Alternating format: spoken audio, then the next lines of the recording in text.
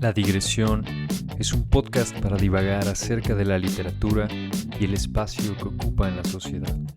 ¿Sirve para algo? ¿Me puede gustar? Aquí comienza La Digresión. Hola, ¿qué tal? Bienvenido, buen día, buena noche, buena tarde, donde sea que te encuentres.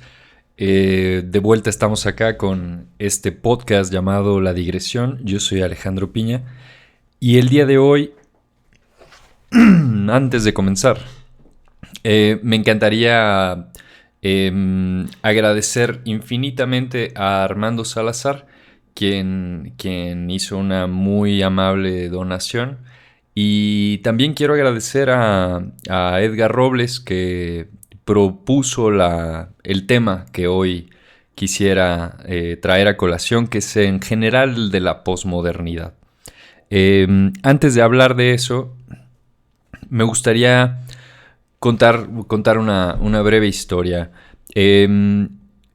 Probablemente sepas que un buen número de personas que se dedica a la literatura o que estudia historia, que estudia filosofía, sociología, este tipo de carreras, acaba dedicándose a la docencia en algún momento de su vida, ¿no? No siempre es el caso, pero digamos que es un caso generalizado. Al menos el mío sí lo es. Yo he sido profesor durante muchos años. Y cuando fui profesor de literatura en preparatoria, había un tema en particular que me gustaba mucho enseñar, que es la diferencia entre mitos y leyendas.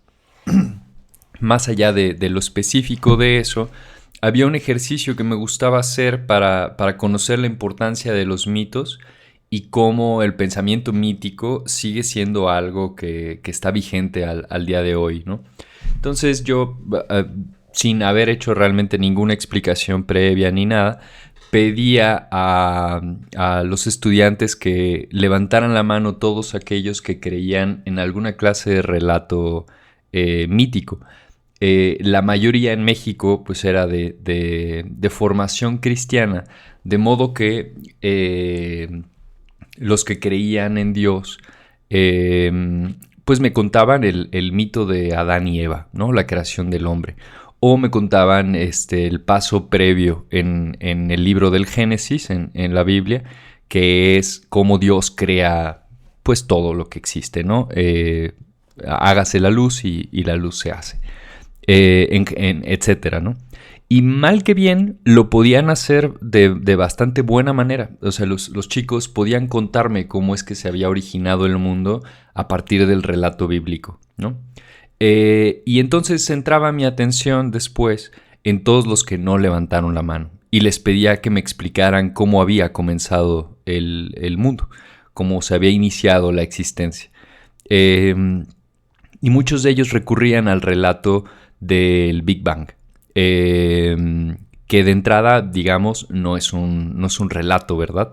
Es una teoría científica. Sin embargo, ellos pues empezaban, ¿no? Empezaban y me decían cosas como, pues había un montón de moléculas de algo reunidas en quién sabe dónde, en quién sabe pues cuándo ni por qué, pero el chiste es que pues se explotaron y se creó todo, ¿no? Y yo pedía que me trataran de ser más específicos, que me explicaran exactamente cuáles eran las fuerzas involucradas en esta explosión, ¿no? De qué tipo de molécula o átomo se trataba, con qué velocidad se movían, qué era lo que había causado esa explosión inicial, y cómo es que una explosión podía crear vida, digamos, o al menos espacio para existir. Y naturalmente, pues los chicos no podían, ¿no? Y el punto, al menos para mí, era mostrarles que a pesar de que tenían esta historia allí, digamos, provista por la cultura, la idea de que existió un Big Bang inicial, y que es una teoría y demás, que realmente ellos no tienen el saber, el conocimiento preciso de cómo fue que sucedió y necesitan de todas maneras recurrir a un relato que se parece bastante al relato que acababan de decir sus compañeros, al relato bíblico, ¿no? Un relato muy sucinto, muy al punto, pero que efectivamente daba una explicación al origen de todo, ¿no? ¿Qué tiene que ver esta historia con la posmodernidad?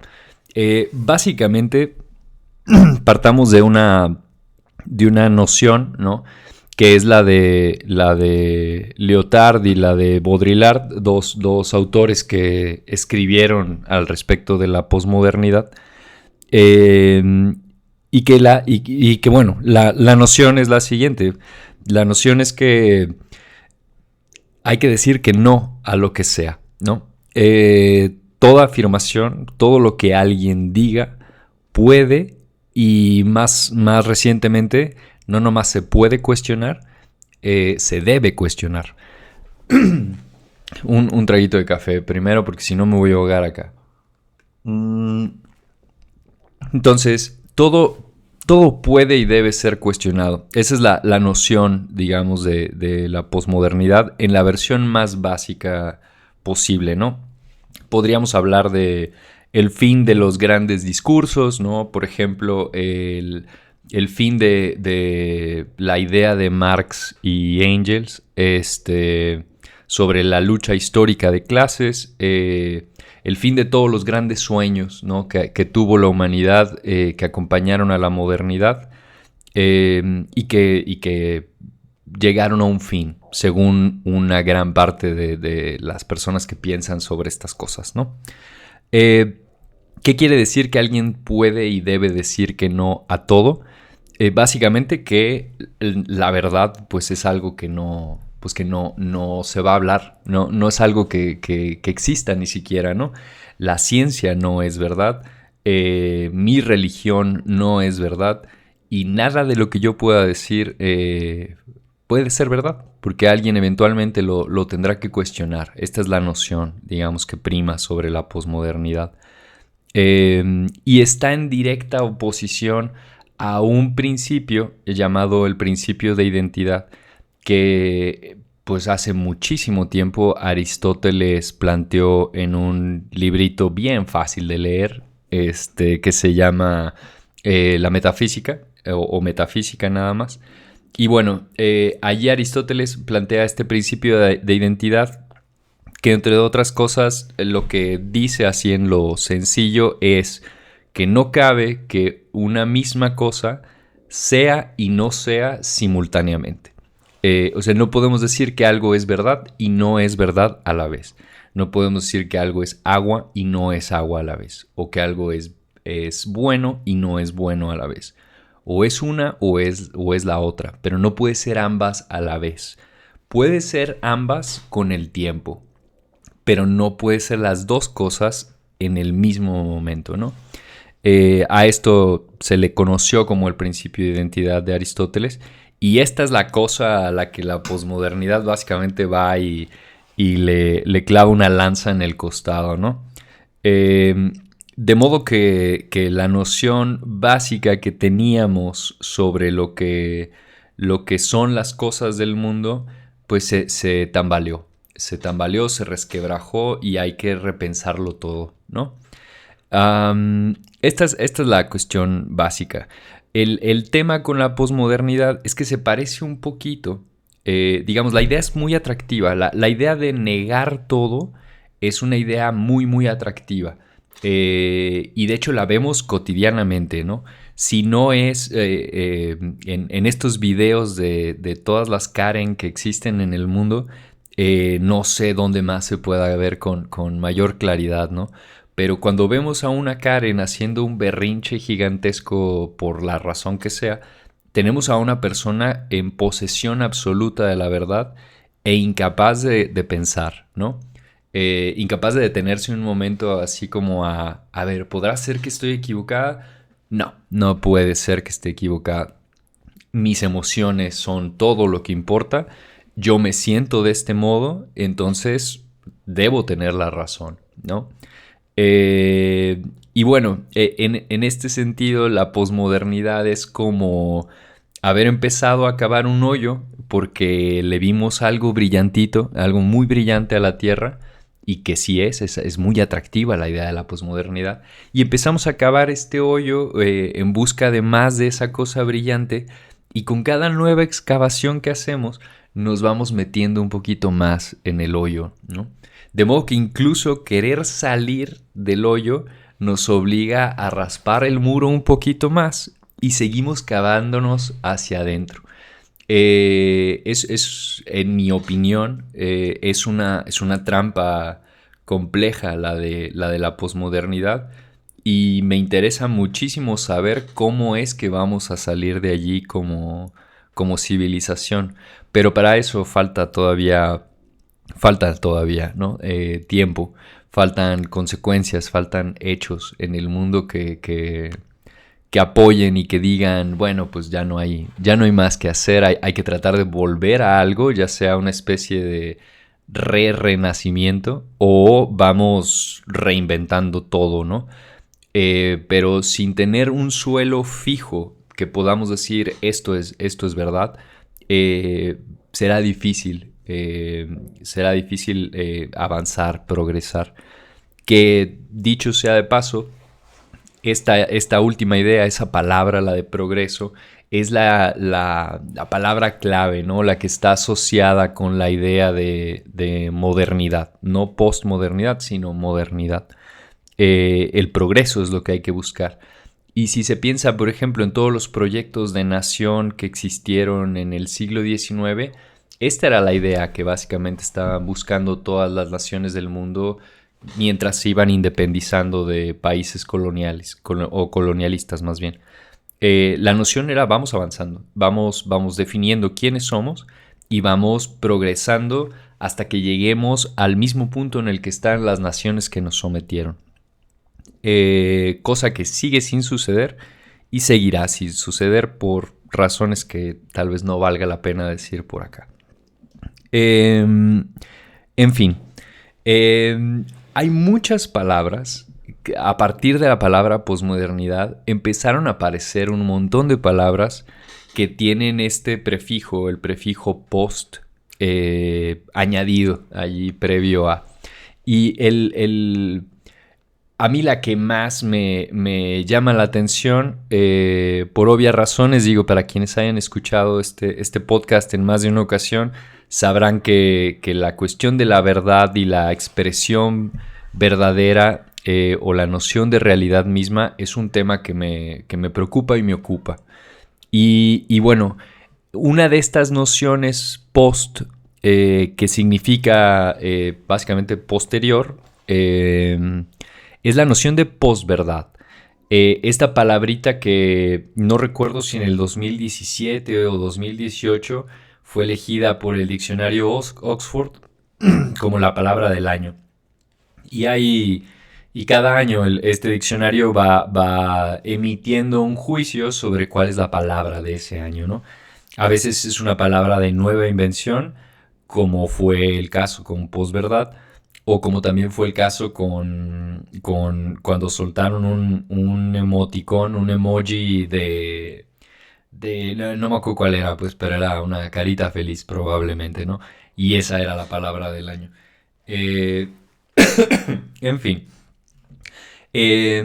Hace estos años, ¿no? Unos 5 o 6 años, fue que la palabra posverdad hizo su gran entrada en la palestra mundial. Y bueno, lo que esta palabra quiere decir, ahora que ya la registran todos los diccionarios, leo la definición del DRAE, del Diccionario de la Real Academia Española. Lo que dice es: posverdad, distorsión deliberada de una realidad que manipula creencias y emociones con el fin de influir en la opinión pública. Fin, eso es lo que dice. Una distorsión deliberada de la realidad, una manipulación de creencias y de emociones, y el propósito de todo esto es influir en la opinión pública. La palabra está increíblemente vinculada con la aparición del señor Donald Trump en las elecciones que eventualmente ganó. Y, y, y fue a partir del caso de Trump que la palabra empezó a circular con más fuerza por el mundo, ¿no? Se hablaba de este hackeo que supuestamente habían hecho los rusos al gobierno estadounidense para manipular las elecciones. Se hablaban de un montón de cosas que no tenían una realidad objetiva, pues, ¿no? Pero que el simple hecho de que se dijeran y las dijera una persona de la talla de Donald Trump, las volvía verdaderas para la opinión pública, ¿no? Eh, ¿Qué otra cosa está vinculada con esta de la posverdad, aunque el término haya surgido hasta Trump? Uno de los discursos que a mí también me parece muy interesante por la variedad de opiniones que hay al respecto es esta cuestión del cambio climático. Decíamos hace rato que la posmodernidad implicaba decir que no a todo, ¿no? Y una de las cosas a las que más le gusta, creo yo, a las personas decir que no es a la ciencia. Tal vez porque sea compleja, porque sea de difícil acceso, y eso, bueno, dicho sea de paso, hay breve digresión sobre la digresión, sí hay que cargárselo a los científicos del mundo. Sí, sí me parece que cada vez está más alejado el conocimiento científico de la población general y ese es un problema que le corresponde a los científicos tratar. No, digamos, no porque tengan este saber y este conocimiento, significa que a todos los demás nos corresponda aprender. Más bien creo que es a ellos a los que les corresponde enseñar, ser más directos, ser más claros y sobre todo ser mucho más sencillos. Habrá cosas que sean francamente difíciles de exponer en términos sencillos, pero es mi opinión y digamos allí voy a meter mi experiencia como profesor. Es mi opinión que cuando una persona es incapaz de explicar un tema complejo de una manera sencilla, básicamente lo que quiere decir es o que no se sabe suficiente al respecto del tema o que la persona en cuestión realmente no sabe suficiente sobre el tema. Pues cuando uno sabe perfectamente de lo que habla, debe ser capaz de explicarlo de manera sencilla. Pero bueno, fin del comentario. Estábamos con el cambio climático. ¿Qué sucede con el cambio climático? Sucede que hay evidencias de que existe, hay evidencias de que va subiendo la temperatura, hay también algunos resultados o consecuencias del hecho de que vaya subiendo la temperatura en el planeta que van sucediendo, que son evidentes, que son una realidad objetiva. Y sin embargo, las personas le empezamos a dar o atribuir explicaciones impropias al asunto, ¿no? Digamos que esta sería una cuestión que sí le correspondería a la ciencia pues aclarar, dirimir, ¿no? Y sin embargo, por más que lo hacen los científicos, sigue habiendo vocecillas por allí que alcanzan a negar la realidad de los hechos, ¿no? Lo mismo sucede con las teorías de conspiración, ¿no? Existen estos aparatos gigantescos que van soltando instituciones como la NASA o el gobierno ruso o el chino, etcétera, y asumimos que se tratan de herramientas para el control de las masas, ¿no? Circuló por allí durante la pandemia la noción de que cuando uno iba a vacunarse contra el COVID, realmente lo que le estaban haciendo a uno era implantarle un chip que iba a hacer que las personas fuéramos controlables o no sé. La verdad, para ser franco, nunca supe bien qué era lo que iba a hacerme el chip cuando me vacunaran, pero asumía que me iban a controlar, ¿no? Según lo que escuchaba que decían otros, ¿no? A la aparición de la red 5G también fue motivo no de pánico, pero sí de que alguien dijera que esto no era, digamos, algo que tuviera que ver con las telecomunicaciones, sino con el control de masas, ¿no? Y otro ejemplo que a mí me viene a la mente hablando de este tema es la idea del fin de los tiempos, ¿no? Para quienes nacimos antes del año 2000, y no solamente eso, para quien nos tocó, digamos, ser adolescentes o adultos previo al año 2000, se vivió algo de angustia, algo de ansiedad en el mundo con respecto al fin del mundo, ¿no? Algo había con el año 2000 que indicaba el fin de los tiempos. Y desde entonces, y tal vez antes, han surgido en la cultura un montón de historias que nos explican las distintas posibilidades que tiene el mundo para irse a la mierda, ¿no? Hay muchísimas, sobre todo películas, hay muchísimas películas que tienen como tema y casi han creado el género de la película que trata sobre el fin del mundo. ¿Cómo es que se puede acabar el mundo? Bueno, se puede acabar con más o menos fantasía, ¿no? Una versión de las fantásticas que más atractivo tienen para todos es la versión de los zombies, ¿no? Que hay una especie de pandemia, ¿no? Un virus, una cosa así, que transforma a los seres humanos en monstruos y se acaban comiendo entre ellos, ¿no? Y la humanidad cumple con este adagio romano antiguo, que no recuerdo a quién le pertenece, de que el hombre es el lobo del hombre. Pero bueno, hay zombies, existe la posibilidad de que, no sé, el sol se apague, cosa que no va a suceder, pero bueno, hay películas donde el sol se está apagando y hay que arrojarle una bomba nuclear para que se reactive el sol. Existen versiones en las que la luna se destruye, ¿no? Incluso hay una reciente en la que la luna resulta ser una especie de granero intergaláctico de una civilización muy antigua que fue la que creó a la humanidad. En fin, o sea, la cantidad de versiones de cómo el mundo puede acabarse es bastante grande, ¿no? Y bueno, las historias no son problemáticas, son historias, ¿no?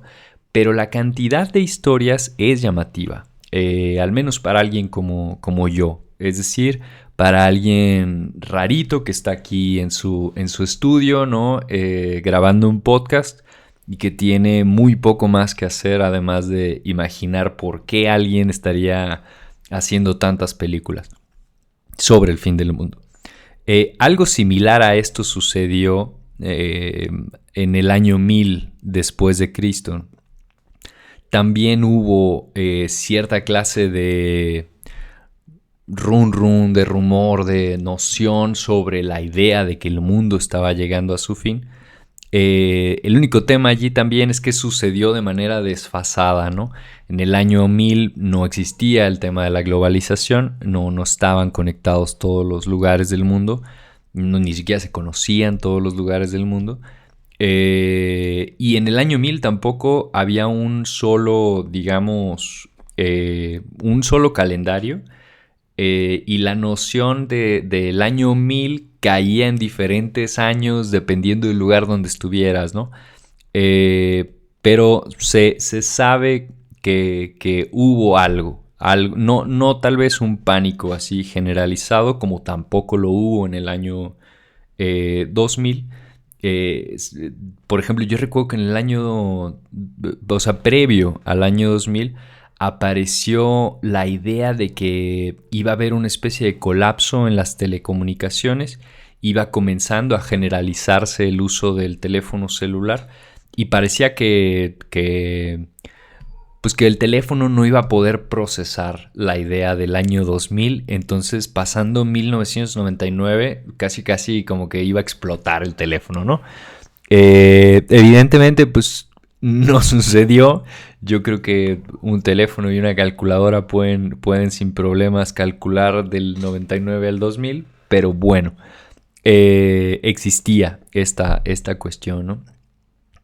¿Cuáles son, digamos, para ir cerrando esta idea, cuáles son las consecuencias que tiene la posmodernidad, volviendo a este tema de origen, para el mundo que tenemos hoy en día? Pues, ¿dónde se ven estas consecuencias?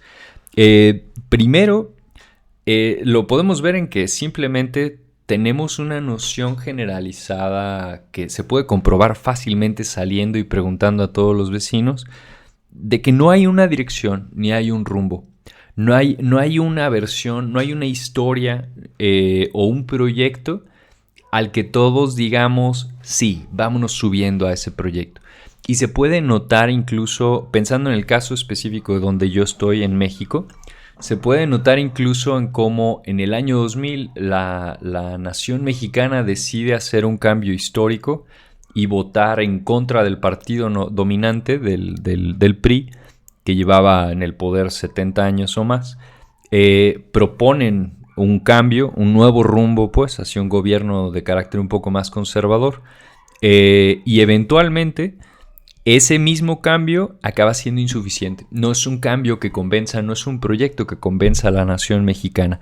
De modo que se vota nuevamente por el cambio, ¿no? Y se vuelve al partido que se había derrocado, por así decirlo, ¿no? Y luego como que tampoco nos gustó y ahora cambiamos de partido. ¿A cuál partido? A uno que se inventaron. A uno que se inventó apenas unos años antes de que se dieran esas elecciones, ¿no? Y tenemos a nuestro flamante cabecita de algodón al frente de este partido.